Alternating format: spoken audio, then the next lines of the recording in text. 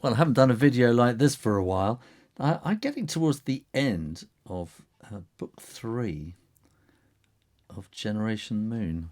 This is obviously some kind of a landing going on here. Sort of having a bit of fun with this and just sort of splashing a bit of paint around to get this sort of movement, the sort of feel of things happening, stuff whooshing around the place. If you don't know, I'm painting this. Well, let me tell you for a start. So this is a Pentel Aquash brush, which seems to be pretty much the only brush I use these days. And if you sort of go back over my history, the first time I ever used it, I thought it was a toy. And then I just started using it when I was out sketching, and it was just so useful, and I just kept reaching for it, and now that's pretty much all that I use now. And I'm painting with this one colour, which is called Neutral Tint. It's a Winsor and Newton colour. And it's not black, it's not blue, it's it's neutral, and it just kind of scans really well. And so this is at page 120 and 121 of the third book in the Generation Moon trilogy. And because it's 120, I'm sort of getting towards the end, which is, well, the sun's coming out. Well, it's an achievement. Let's just put it that way. A year ago, I never ever thought I was even going to get this far. I never thought I was going to finish book 2. Never mind get this far with book 3. But here we go. So I'm using this neutral tint because the book is printed in greyscale, and we don't want. And so while I'm painting it, I'm wanting it to look pretty much as it's going to look in the book.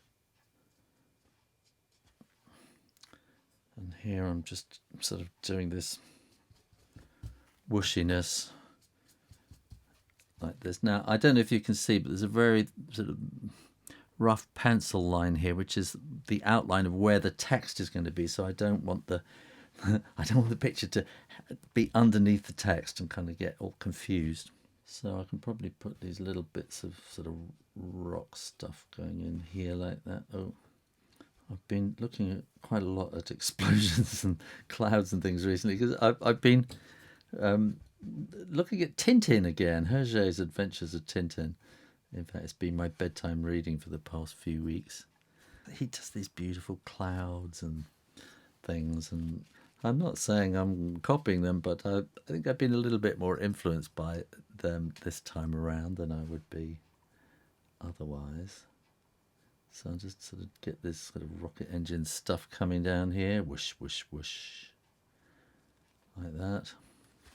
And now I need to get this dry. And as is the way of things, yes, I'm using my hairdryer, which I still think of as my new hairdryer, even though I bought it in 1982, so it's like 40 years old. I'm amazed it keeps going. And there's some people comment, oh, it's still working when they see me use it. Oh, sunshine. It's been a really... Well, it's adding kind of atmosphere to the drawing, isn't it? It's been a miserable morning today. We've had thunderstorms and things overnight. And it's not been... I don't know, it's just... You know, when thunderstorms come in, it kind of changes the air pressure and kind of makes your head go a bit muzzy. The sunshine just immediately lifts your spirits, doesn't it? And so I'm trying to give this a feeling of a sphere. So this is all just picking up little bits of this neutral tint on the tip of the brush and just sort of washing it in. And with a sphere, we want this sort of ambient light on the edge of the sphere like that. And we'll do a bit more in here. This, of course, will be a bit darker in here probably because it's more in the shadow on that side, possibly. This is the sort of underneath of the landing craft. Again, I think we probably want to be quite a bit darker in those little areas underneath.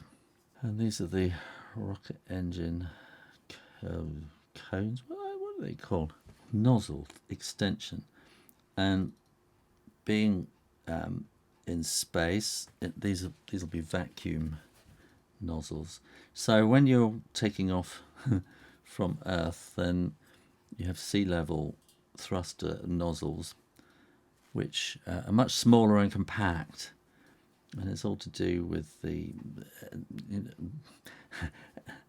air pressure and things like that, the size of the nozzle that you have. So when you're in space, and you may remember the old Apollo service module had a huge, great big thruster extension part on the back, and that's because it's to be used out in the vacuum of space, and so it needs a big kind of volume to get everything working correctly. I'm not a rocket engineer. Actually, I was really surprised. I watched a YouTube video recently with Jeff Bezos, some people, I don't know, some people pronounce different ways, and he was taking a kind of a YouTuber around who's like a rocket engineer and who really knows his stuff, and he was taking him around the Blue Origin factory, which was fascinating, and they seem to be really kind of shifting and getting a move on now. Jeff Bezos really knew his stuff. I don't know why I'm surprised. I think he did a science degree. I can't remember now, engineering or something like that. And it's quite often engineers that do sort of build these enormous businesses. But they were talking about, they were talking sort of one-to-one and sort of very deep conversation about rocket engine design. And I was impressed by how sort of closely involved Jeff Bezos was in the actual engineering of the whole thing.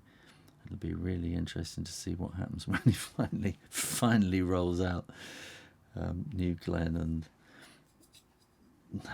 presses the launch button. and this here is Glenn. So which has, I didn't actually that's the first time I've really kind of thought that New Glenn, that there's a link here with so the hero of my story is called Glenn John, which is obviously John Glenn backwards, John Glenn being the first American astronaut. So I just turned the name around, but obviously Jeff Bezos has taken John Glenn as well, and so his rocket's going to be called New Glenn. Obviously John Glenn's a bit of a hero of his too. In case you're wondering, then book 2, yes, it's just out, and I'll put a link down below where you can get it from Amazon. You can get book 1 too. When these are, or if you really want to wait, then when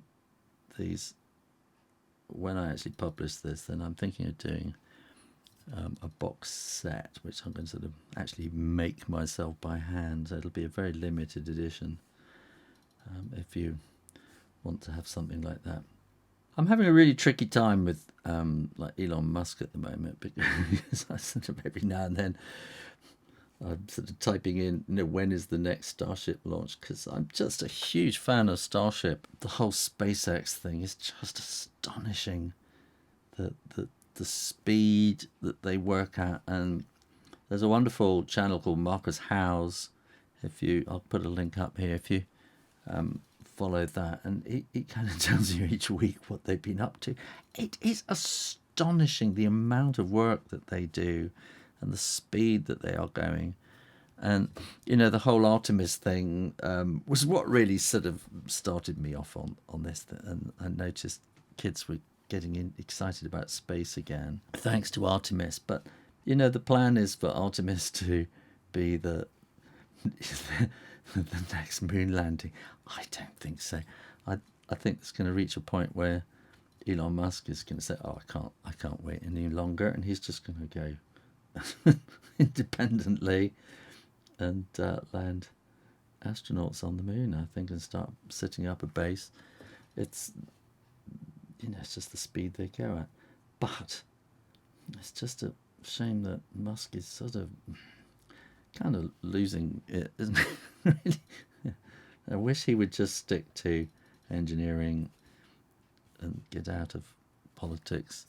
But I don't know, I suppose in a way, if you've got that ambition that you're going to start you know, populating other planets, other moons and things, then in a way, I suppose it kind of is political, isn't it? From his point of view, I suppose it's all about, you know, he needs the money. He doesn't need to be taxed. He doesn't want taxation or anything like that. And he has the power to try and keep the tax man away from him through political means. And whether you think that's right or wrong is a whole other business. But I think that's kind of what his game is. Whether he actually believes all the stuff that he says, I don't know. But it's a game, isn't it? And it's a game, and it's a means to an end. I think now I just kind of need some darker shadows in underneath here, and just to kind of fill it in. This is the little lunar buggy that's kind of squished in up underneath. Just a few darker bits like that, and maybe I kind of reached the point there where I am reluctant to add any more. So first of all, I'm going to clean my brush. So I get my bit of kitchen towel and a little bit of a squeeze and a dib dab, and that gets it nice and clean again. Put the lid on. Then I'm going to get my hairdryer. I'm going to dry it and scan it. Thanks for watching. Make sure you are subscribed to the Shoo Rayner drawing channel. And I'll see you next time. You take care now. Bye-bye.